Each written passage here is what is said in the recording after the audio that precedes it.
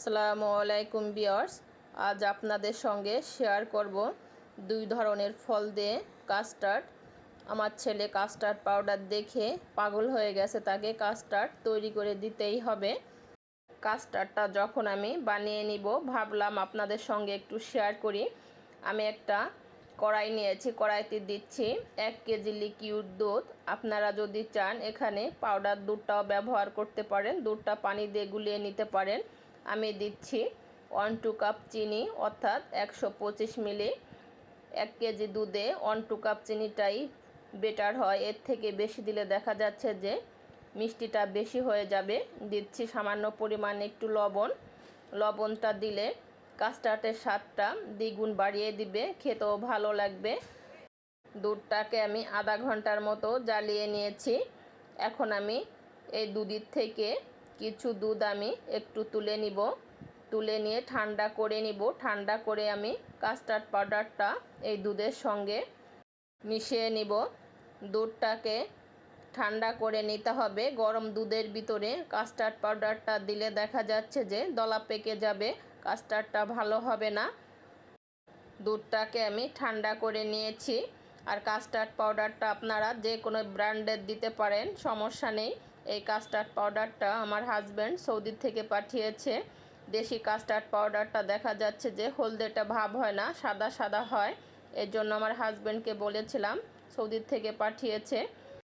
দুধের ভিতরে আমি মোট 4 টেবিল চামচ কাস্টার্ড পাউডার দিব। আর কাস্টার্ড পাউডারটা গুলানোর সময় খেয়াল রাখতে হবে কোথাও যেন দলা পেকে না থাকে। দলা পেকে থাকলে কাস্টার্ডটা পারফেক্ট হবে না, দলা দলা থাকবে। আর 1 কেজি দুধে আপনারা সব সময়ের জন্য 4 টেবিল চামচ কাস্টার্ড পাউডার দেবেন। 4 টেবিল চামচ কাস্টার্ড পাউডার দিলে পারফেক্ট হয়, তা না হলে দেখা যাচ্ছে যে অনেকটা ঘন হয়ে যাবে, কম দিলে অনেকটা পাতলা হয়ে যাবে, খেতে ভালো লাগবে না।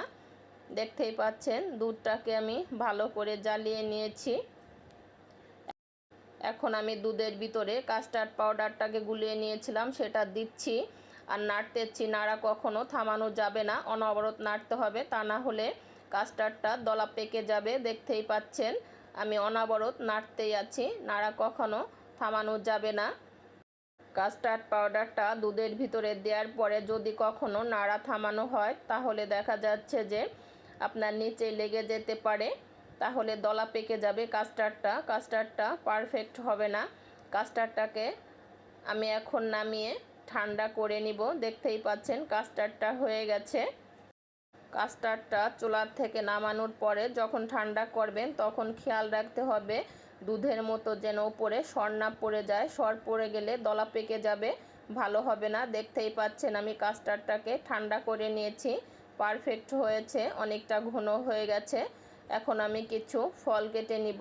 আমি 2 প্রকারের ফল নিয়েছি, 2টা আপেল আর 2টা কলা। আমার মেজো ছেলে বলতেছে আপেলটা একটু বেশি দাও, কলাটা একটু কম দাও, এই জন্য আমি 2টা আপেল নিয়েছি আর একটা কলা দিব। আমি আপেলটাকে গোল গোল করে কেটে নিচ্ছি। এভাবে আমি আপেল 2টাকে গোল গোল করে কেটে নিব। আমি আপেল 2টাকে কেটে নিয়েছি, দেখতেই পাচ্ছেন। এখন আমি একটা প্লেটে ঢেলে নিচ্ছি। নিয়েছি একটা কলা, কলার মুখটা একটু কেটে উপরের একটু ছোবলাটা ছুলে মাঝখানে ছুরি দিয়ে আমি একটু ফালি করে নিচ্ছি। ফালি করে কুচি কুচি করে নিব কলাটাকে। কলাটা ফালি করার সময় একদমও পাতলা করা যাবে না, একদমও মোটা করা যাবে না, মিডিয়াম করে ফালি করে নিতে হবে। আমি এখানে 2 প্রকারের ফল অ্যাড করতেছি, আপনারা যদি চান এর থেকেও বেশি ফল অ্যাড করতে পারেন। হাতের কাছে আমার 2টা ফল ছিল, এর জন্য আমি 2টা ফলই অ্যাড করতেছি। আর ফলটা কাটার সঙ্গে সঙ্গে কাস্টার্ডটা মিক্সিং বলে ঢেলে ফলটা দিয়ে দিতে হবে, তা না হলে কালো হয়ে যাবে। আমি একটা মিক্সিং বল নিয়েছি, বলে আমি কাস্টার্ডটা ঢেলে দিচ্ছি। এখন আমি ফলগুলো দিয়ে দিচ্ছি, ফলগুলো সঙ্গে সঙ্গে দিতে হবে। কাস্টার্ডের ভিতরে সঙ্গে সঙ্গে ফলটা না দিলে দেখা যাচ্ছে যে আমরা যদি কেটে রেখে দেই ফলটা কালো হয়ে যাবে, দেখতে ভালো লাগবে না, খেতেও ভালো লাগবে না। এখন আমি ফলটাকে ভালো করে কাস্টার্ডের সঙ্গে মিশিয়ে নিচ্ছি।